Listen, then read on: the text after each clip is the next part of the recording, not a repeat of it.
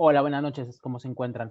Bienvenido al segundo día de la semana de Grupo LAR. Aquí el día de hoy nos está acompañando Gustavo Jiménez, economista, y también nuestro compañero Roberto Barreto de Grupo LAR.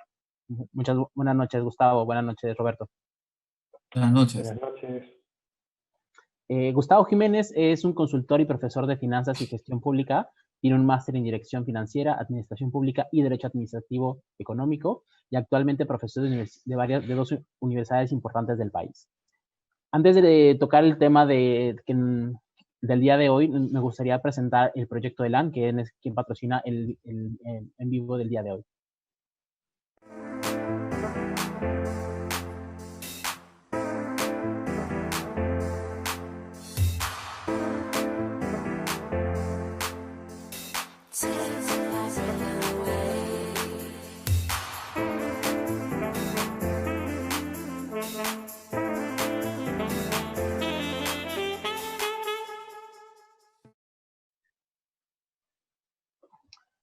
Acaban de ver el video de LAN, espero que les haya gustado. Y el tema del día de hoy creo que es bastante relevante y más en la coyuntura, que es nuestras finanzas personales. Los gastos de la familia, las nuevas medidas que se han tomado para el tema de la AFP, etcétera. Entonces, nuestro primer punto que nos gustaría conversar el día de hoy es cómo aprender a optimizar nuestros ingresos después de esta cuarentena que ha sucedido. Y nos gustaría preguntarle a Gustavo, ¿cómo estás observando el panorama económico en el país? Y si crees que la cuarentena inteligente para la reactivación económica podría ser la solución. Bueno, buenas noches. Esta es una coyuntura que es complicada, nadie se la esperó, pero como todo, no es eterno, va a tener un rebote definitivo y en esta medida, lo primero es ubicar la situación financiera de cada uno, ¿no? Y ver en gran medida cómo es la liquidez de cada uno y cómo está el endeudamiento de cada persona, ¿no? Eh, lo principal es que en esta cuarentena las personas han estado, bueno, acoplándose a este panorama, a esta coyuntura tan complicada y tomando medidas, ¿no? Y medidas en general que variaban en función de las decisiones que tenían de consumo y sobre todo de inversión, ¿no? Ahora que obviamente el aislamiento, digamos, formal, pero con cuidado se ha agotado y hay que tener cuidado porque la salud es importante, eh, ya las opciones que uno debe tener también han cambiado. Entonces, el consumo eh, debería reactivarse muy lento porque esta, esta caída ha sido muy fuerte. Nadie se esperaba una caída del 40% en abril, ni de alrededor de 20% en marzo. Entonces, obviamente, eh, la contracción al final del año, las perspectivas no son las mejores, pero también hay posibilidades para eh, saber colocar el dinero, ¿no? Pero como me han preguntado cuál es la posición económica en esta cuarentena, yo creo que lo primero es tener cuidado con el uso de las tarjetas de crédito, las deudas en dólares, porque la divisa obviamente Ujú. se ha incrementado, y tener también algo fundamental, ¿no? No descuidar los seguros, ¿no? Porque estamos hablando de salud, ¿no? No tener seguro es un problema eh, que se complica y sobre todo si tiene familia. Gracias, Gustavo. Dígame, Y hablando, y hablando un poco más hacia los hogares, ¿qué podríamos mejorar en la economía en el hogar después de esta cuarentena? ¿Qué hábitos y recursos podríamos optimizar para ello? Por ejemplo, hoy en día vemos un cambio grande en nosotros. Muchos de los trabajadores están bajo la modalidad de teletrabajo. Entonces, respecto a su economía, ¿qué aspectos se estarían ahorrando? claro, el teletrabajo es interesante y yo creo que no solo teletrabajo, sino para los chicos la teleeducación y toda la parte que es virtual, y hay que acostumbrarse. Antes uno tenía tres lugares fundamentales. Tenías la casa, donde estás con tu familia y donde tú vives. Tenías el trabajo, obviamente donde te realizas y donde generas el ingreso. Y tenías el lugar de ocio, ¿no? Que es donde tú vas, sales, un restaurante, el cine. Bueno, ahora las tres cosas las tienes en tu casa, ¿no? Entonces, eso ha complicado la situación, pero también ha generado una posición interesante, ¿no? Que, primero que nada, los hogares han comenzado a ahorrar, porque se ahorra, ¿no? Definitivamente no ha salido, el consumo es distinto, se ha comenzado, y todo el mundo ha comenzado a generar presupuestos, cosa que muchos habían descuidado. Y claro, siempre te indican que lo principal sería, y lo deseable, el 10% del ingreso ahorrarlo, ¿no? No es tan sencillo, ¿no? Mucha gente ha perdido el trabajo, muchos están usando sus ahorros, y los que tienen trabajo, sí, quizás han podido tener este 10% o un poco más, porque obviamente han tenido que tener un presupuesto diferente, ¿no? Pero con todo, en esta coyuntura, lo principal es generar flujo de caja, porque sin flujo de caja no funciona absolutamente nada. Y en ese sentido, lo principal sería el pago de algunas deudas, ¿no? Eh, los bancos lo que están haciendo es dar las alternativas para que se paguen las deudas. Por ejemplo, cambio de fechas de vencimiento, pago de créditos en dólares, pasarlos a soles, esa es una buena alternativa. Es increíble la cantidad de gente que tiene crédito en dólares y gana en soles. Eso es una locura, porque tienes que tener el crédito en la moneda en la cual tienes tu remuneración, ¿no? Y cuidar, pues, la posición crediticia en función de tener, pues, siempre, pues, una alternativa de crédito para alguna emergencia, ¿no? Otra cosa es tratar de reemplazar la deuda más cara por alguna más barata. Eso las familias lo están haciendo. Hay varios bancos que están comprando deuda. Eso es una alternativa interesante. Eh, obviamente, podríamos tener en consideración también aprovechar algunos descuentos que en esta coyuntura han surgido para cuidar la liquidez, obviamente. Los bancos también, hay alternativas interesantes de algunas campañas que han generado con el COVID-19, que si uno tiene un problema de flujo, poder diferir los pagos. Claro, obviamente hay una posición de un costo, pero cuidando, pues, lo que les digo, que es la posición crediticia, ¿no? Y esto obviamente apostando que uno va a mejorar en el futuro y que la reactivación tiene que darse nuevamente. Las medidas que ha dado el gobierno para reactivar la economía, o sea, las medidas que se han dado y el cese del aislamiento obligatorio, no es para que o sea, no es para que la gente salga, invita a la gente a su casa. Eso es para reactivar la economía. Es para que uno se cuide, pero reactivando la economía. La economía no puede seguir así. Desde todo punto de vista, tiene que haber consumo.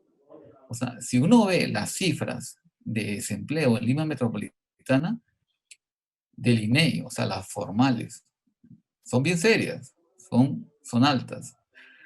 Para no dar cifras, para no confundir necesariamente, estamos hablando de cifras altas. ¿Y eso es por qué? Porque donde más se ha golpeado es en la gente que tiene en el sector real posiciones de servicio, sobre todo, que es un montón de gente que trabaja en ese sector. Entonces, tenemos que reactivar por ahí, ¿no? Definitivamente. Algo que mencionas interesante es el tema del flujo. Entonces, ahí una pregunta que me gustaría hacerte sería respecto a alquilar y comprar, porque al final del día, si tu compra del departamento es el mismo monto que el alquiler que estarías pagando, pues realmente ahí no se habría afectado tu caja mensual, ¿no? Básicamente.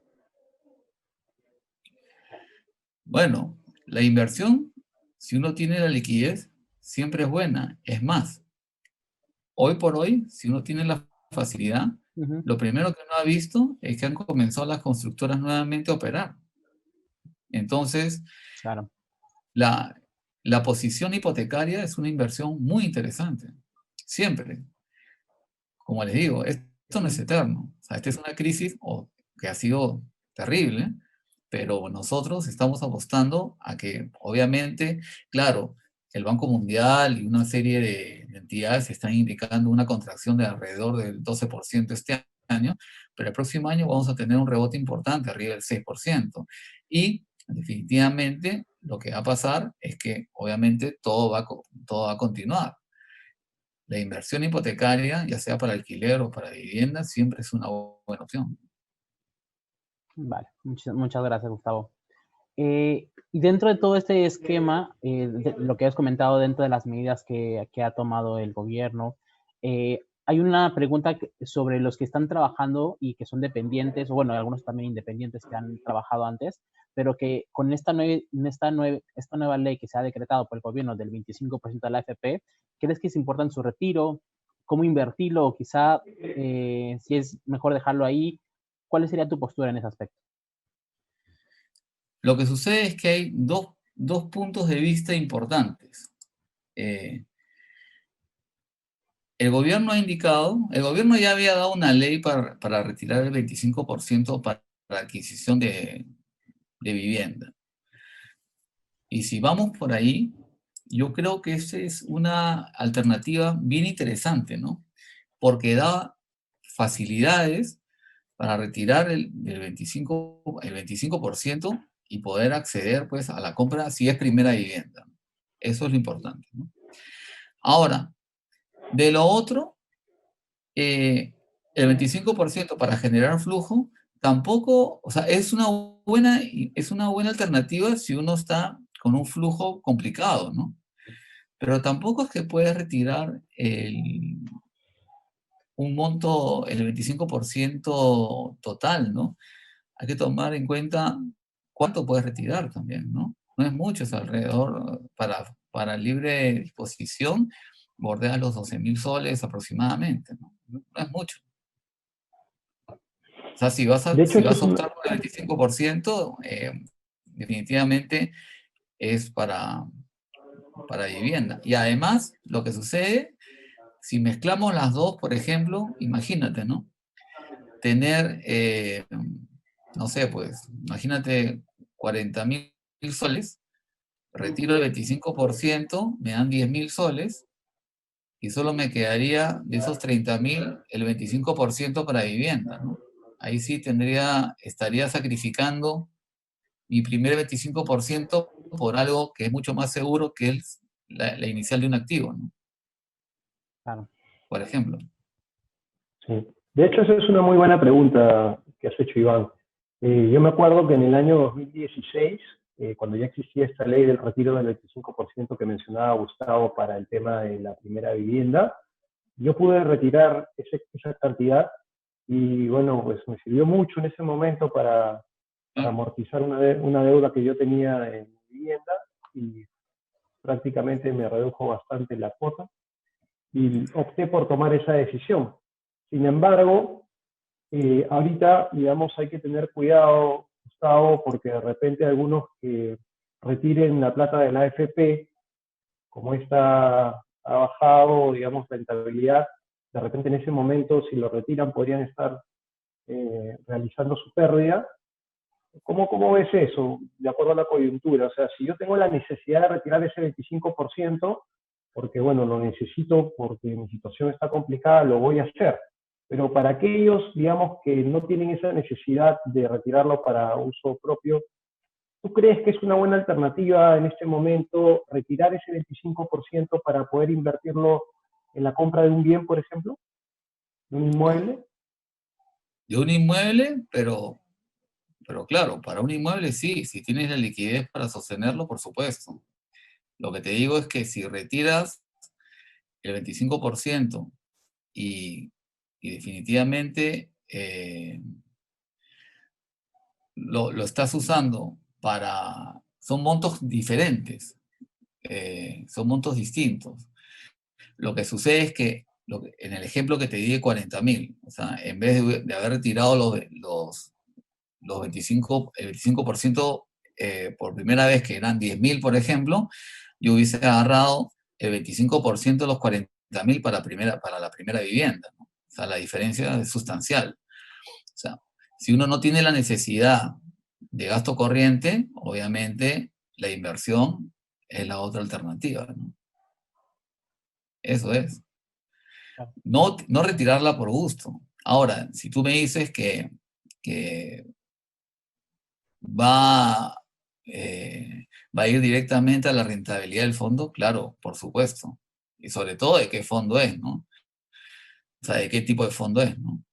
Y bueno, depende además de la edad, ¿no? O sea, un chico joven no va a retirar mucho tampoco, ¿no? Digamos.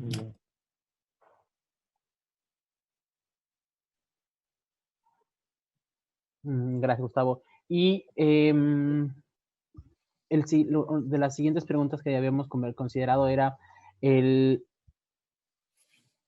que te quería como que teníamos hacer, era unos segundos. ¿Cómo crees que sea la expectativa de proyección económica en los próximos 3, 4 meses en la parte empresarial? En la empresarial, el rebote es importante, pero la contracción ha sido muy fuerte, ¿no? Sobre todo en el área de servicios, ¿no? Si tú ves Claro. aproximadamente, yo tengo las cifras aquí de cómo ha estado ese 40% que te dije en abril, que digamos técnicamente tenías una contracción del 13% de abril. Claro, hay sectores que le han dado durísimo, ¿no? ¿Por qué? Porque han estado paralizados, ¿no? Pero la reactivación es lo que tú ves, ¿no? Por ejemplo, la construcción, tú la has visto parada porque no se podía, si no iban, cómo iban a operar si ni siquiera podían los obreros ir, pues, ¿no? Era imposible. Pero ahora tú lo estás viendo. Entonces tú ves un sector real que está poco a poco recuperándose y obviamente de la caída fuerte en construcción, esto se va a ir levantando en el año, ¿no? Obviamente no en las perspectivas que tenían el sector en este año, ¿no? O sea, si tú veías cómo venía creciendo el cemento, el fierro, todo en los últimos años, porque la construcción ha sido un punto importante dentro del producto siempre, bueno, casi se ha detenido para el caso del sector privado, ¿no? Y además hay una cosa importante, ¿no? Y en eso sí el gobierno ha pecado, ¿no? Que es el que da empleo es el privado. El producto va desde el privado. Y el error ha sido no consultar con el privado, no como debiese. Porque en gran medida ha sido radical y bueno, está bien que se haya paralizado por orden, ¿no? Pero el cuidado, el Estado no te tiene que cuidar, es una responsabilidad de cada uno. Lo que sí tiene que reactivar la economía. O sea, esto se tiene que reactivar de todas maneras. Y en definitiva, el sector privado es el que va a dar empleo. Y es el que da empleo, es el motor de la economía. Totalmente. Hay algo, mencionas ahí el hecho de la reactivación y que básicamente esto no es un problema sistémico, o sea, no hay un problema como una crisis, sino que parecería, bueno, de hecho, es un problema que surgido por las medidas que se tomaron. Y, por ejemplo, ahorita nosotros como en varias de nuestras obras ya estamos retomándolas porque ya están activas y, bueno, es un momento en el cual se paralizaron, pero después continúan y las inversiones continúan, ¿no? Que eso es básicamente lo que dices, que es temporal y que empieza a ser el repunte para poder mejorar el tema económico a nivel general. Es que es así.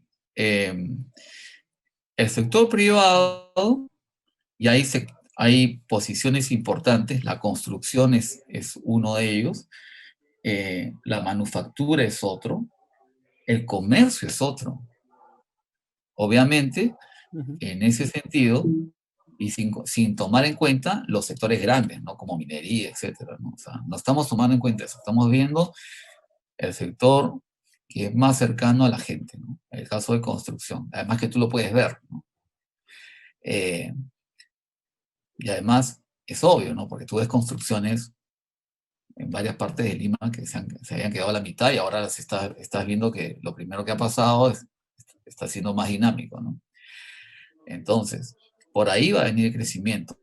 No estoy diciendo que no ha sido una crisis, por supuesto que ha sido una crisis y horrible, pero la reactivación va a venir por esa posición.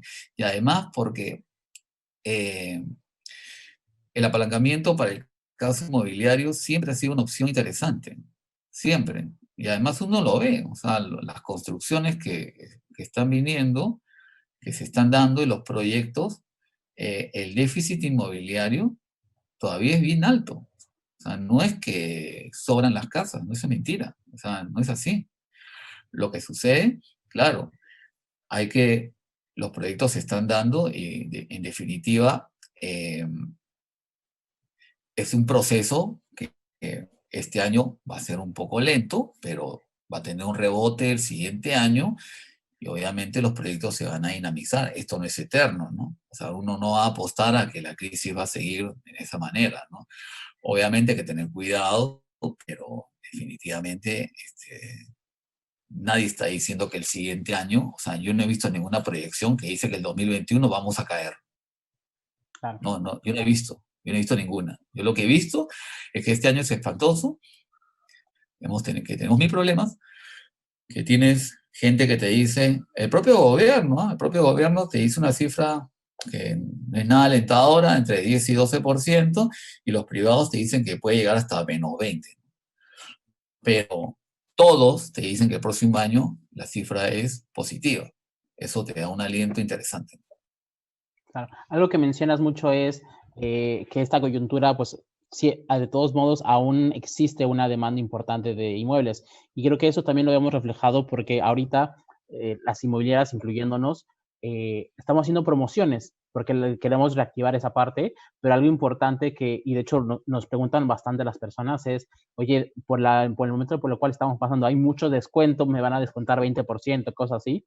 Y siempre cuando siempre les contestamos el hecho de que, si bien es cierto, la demanda bajó un poco por la situación, pero eso no quiere decir que la construcción baje y entonces el precio del departamento baje. Pero lo que sí ahorita estamos ofreciendo son muchas promociones o flexibilizando la forma de pago para ayudar a las personas, porque al día de hoy, una vez que reactivamos las obras, tienen un mayor costo. Entonces, no le podemos dar un descuento súper alto precisamente por eso, pero sí facilidades para que el próximo año, como tú dices, que se está reactivando todo, puedan ir mejorando las perspectivas de cada de los clientes y que se sientan con menos presión al respecto. Claro, si todo el mundo eh, pone su dinero y apuesta a una vivienda. Claro. O sea, el deseo de todos es tener una vivienda. Sea una persona sola, con familia, etc. Es una inversión segura, es un activo interesante, siempre lo ha sido, ahora es más. Y además, eh, las ofertas inmobiliarias son en todo Lima, porque si tú dirás que era un sector, no, es en todo Lima, diferentes tipos de departamento, diferentes tamaños, pero lo que también ves es que hay muchos que se están vendiendo, muchos que se están comprando y muchos que se están alquilando.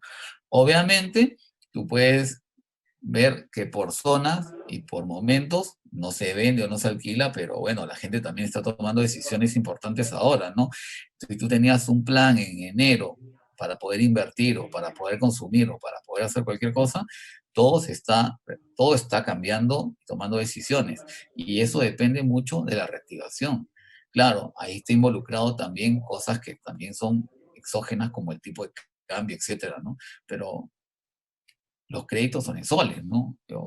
Es lo que yo creo. Definitivamente la gente se debe endeudarse en la moneda en la cual le pagan. Y ahí los bancos, pues, en definitiva están ofreciendo tasas interesantes. Lo que me preguntaste del 25%, mira, si tú tienes liquidez, pero no tienes un fondeo primero para darle inicial, la AFP es perfecta, pues, ¿no? Porque si tienes la liquidez, ya el pie te lo dio la AFP, ¿no? Y no hay nada mejor que tener una inversión ahora. Sobre todo, imagínate, hasta los 65 años. O sea, si tienes, no sé, pues 45, pues, o sea, tienes 40, son 25 años, 20 años. Bueno, pues, además uno va a trabajar, ¿no? O sea, no es que va a cesar a los 65 años necesariamente, ¿no? Eso es lo que pasa. Ok, justo le quería recalcar a Gustavo que de repente este es un momento oportuno para poder hacer una inversión en vivienda, ¿no? Dadas las ofertas que están dando las inmobiliarias, las promociones, y que bueno, justo lo que has mencionado y te he seguido atentamente, que el próximo año va a ser un año que va a rebotar la economía y probablemente va a haber, digamos, mayor demanda y eso va a impulsar hacia arriba los precios. De repente, este es el momento adecuado si es que uno tiene un exceso de dinero, invertir en un inmueble puede ser el mejor momento este. Mira, cuando tienes liquidez y tienes la oportunidad, cuando hay momentos de crisis y comienza la recuperación, es el mejor momento, porque la inversión, el inmueble, siempre ha sido una posición en la cual la inversión ha mejorado en una proporción interesante. Obviamente, como inversión, es la más interesante, ¿no? Si tienes liquidez y lo puedes hacer, perfecto, ¿no? Como hay oportunidades, como ustedes han indicado, en el caso del LAR, tienes posiciones en las cuales las personas pueden ir y pueden tomar posición de un inmueble en función del flujo que tengan, ¿no? Y lo importante es que las inmobiliarias quieren vender y la otra persona quiere comprar. Entonces tienen que llegar a un acuerdo en el cual el banco también interviene y ahí puede intervenir la AFP sin ningún problema, ¿no? Y además hay una cosa importante. Si es primera vivienda, por ejemplo, y nunca han comprado, y las dos personas de una sociedad conyugal trabajan, las dos pueden optar por el 25%, cosa que el flujo se hace mucho mejor, por ejemplo. Qué bueno. Es más, en el Eso otro es muy caso, si una de las personas ha comprado un inmueble, pero, por ejemplo, el esposo ya tiene un inmueble y la mujer no tenía inmueble, la mujer puede optar por el 25% para vivienda. Esa es otra opción. qué bueno. Ah, bueno. Y aparte Bueno, con los programas del Estado en donde te incrementan tu cuota inicial por el tema de los bonos, también eso ayuda para el tema de la liquidez, como Claro, comentas. por supuesto. Pues Gustavo, muchísimas gracias por tu tiempo, por querer participar en generar esta cultura financiera que estamos tratando de ayudar a la comunidad. Te lo agradecemos muchísimo. Es importante para nosotros saber a qué nos estamos enfrentando, que es un poco lo que hemos estado conversando. No sé si quieras comentar algo, dónde pueden encontrarte, no sé. No, bueno, yo les quería agradecer y bueno, a su orden, ¿no? Siempre. sí, no olvidemos que tenemos un bloque de preguntas Sí, para que nuestro público que nos está siguiendo pueda hacer sus preguntas. Pero Sí, antes de ir claro. a ese... Sí. Antes de ir a ese bloque de preguntas, tenemos el video vamos a volver a ver el video del proyecto ELAN, que es el proyecto que está auspiciando la charla del día de hoy. Antes de ir a ver este video, quisiera comentarles que el proyecto ELAN está ubicado en la Nueva Santa Catalina.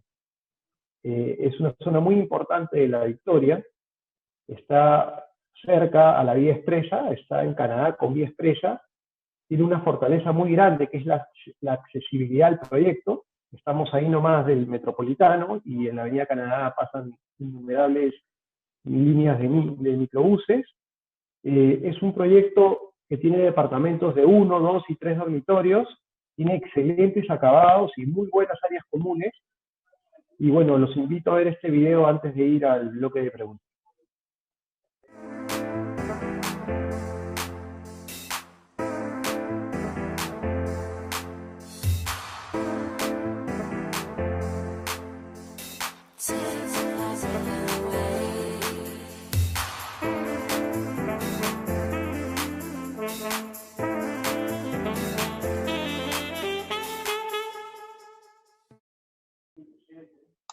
entramos entramos al bloque de las preguntas de las personas que nos están viendo. Y el primero que tenemos aquí es Ana Gutiérrez. Ella nos está consultando que ya tiene 5 años más o menos trabajando en una empresa y ha pasado a liquidar. ¿Qué es lo más óptimo que podría hacer con sus ahorros? Es lo que está preguntando ella. Gustavo, no Bueno, sé si nos puedes sí, claro. ayudar Bueno, con esta respuesta. dependiendo cuál es la expectativa que tiene, ver en qué puede invertir. Hay opciones interesantes. Si la liquidación es importante, puede optar por una inversión hipotecaria, y si no, ver la forma en la cual optimizar el ahorro, ¿no? Definitivamente. Por ahí Justamente va. en ese punto, tenemos una pregunta de Rosita del Carpio, que nos dice lo siguiente. En mi casa somos varios. ¿Cómo podríamos optimizar los ahorros? Bueno, la optimización va en función de buscar la mejor alternativa de ahorro, ¿no?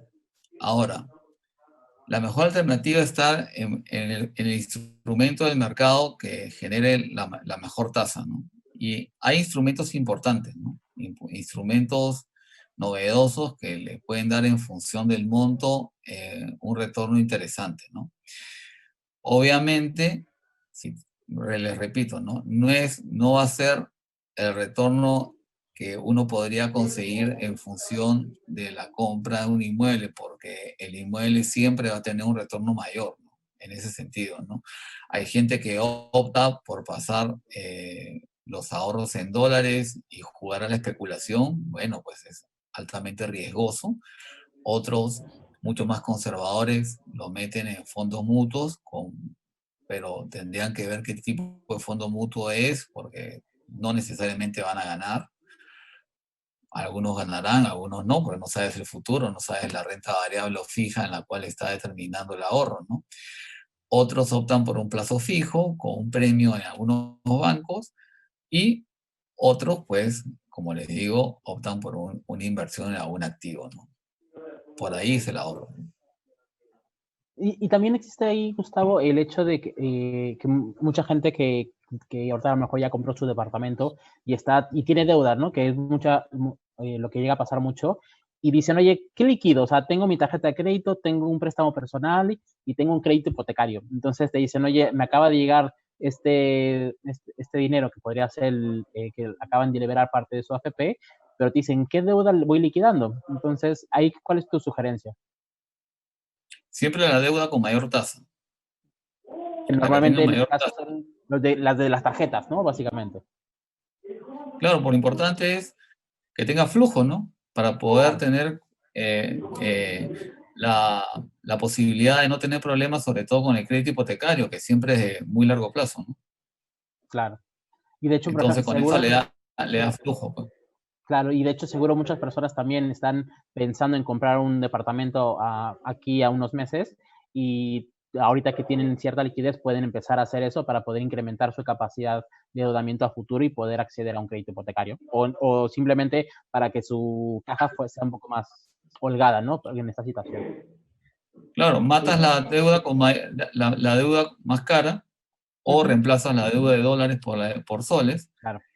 y, y eso te da, pues, primero cuidas tu calificación crediticia, que es Ujú, importante, porque lo que seguramente la gente está buscando es salir de las deudas para optar por una inversión a largo plazo, que es el caso de un crédito hipotecario. Y si lo tienes, tener la tranquilidad de poder cumplir con el crédito sin problema, ¿no? De claro. nada te sirve pagar el más barato cuando vas a tener problemas de flujo con el más caro, ¿no? Ujú. También están mandando unos saludos por ahí y tenemos una pregunta de Daniel Andrade. Él nos pregunta, que creo que eso lo contestamos hace rato, pero tomamos lago, que dice, si tengo mi esposa y ambos podemos retirar el 25 de AFP y los dos podemos poner como parte de una cuota inicial o solamente es uno. Entiendo que sí son los dos, ¿no? Como comentabas. Los dos, si es primera vivienda. Claro, Pero si uno tiene una vivienda, uno de la sociedad, uno de los dos de la sociedad conyugal, si nunca ha comprado, puede comprar. vale. Y a futuro la otra persona, no, porque está en nombre de otra persona. y a este 25% de la AFP, y si llegaron a retirar también lo del 25 libre, también lo podrían depositar como parte de su cuota inicial las dos personas, ¿no? En ese caso. De Sí, ser posible. pero te reduce el 25%. Sí, no, sí me Porque, queda claro. porque ese 25% puede llegar solamente a poco más de 12.000 12.000. soles, Sí, 900. claro, No, no es mucho. Mejor eso, incluirlo en la inicial, ¿no? claro. Totalmente Le de metes acuerdo. más plata al capital y tu cuota baja, ¿no? Totalmente. Pues realmente, Gustavo, te quería agradecerte nuevamente. Estas serían todas las preguntas. Gracias a todos los que nos han acompañado y los estamos invitando para el día de mañana para nuestro en vivo. Estaríamos a las 7 de la tarde y el siguiente punto del día de mañana será la reactivación del rubro inmobiliario. No se olviden de seguirnos para seguir participando en nuestros en vivos y dentro de nuestras redes sociales y el sorteo que tenemos en ellas y seguirnos como LAR Perú. Me gustaría que el Roberto y Gustavo se puedan despedir. Muchas gracias a todas las personas que han participado de esta interesante charla y como dijo Iván, los invitamos para el día de mañana. Bueno, muchas gracias al Grupo LAR y bueno, estamos siempre pues a la orden. Gracias. Muchísimas gracias a todos. Que tengan muy Muchas buena gracias. noche. Hasta luego.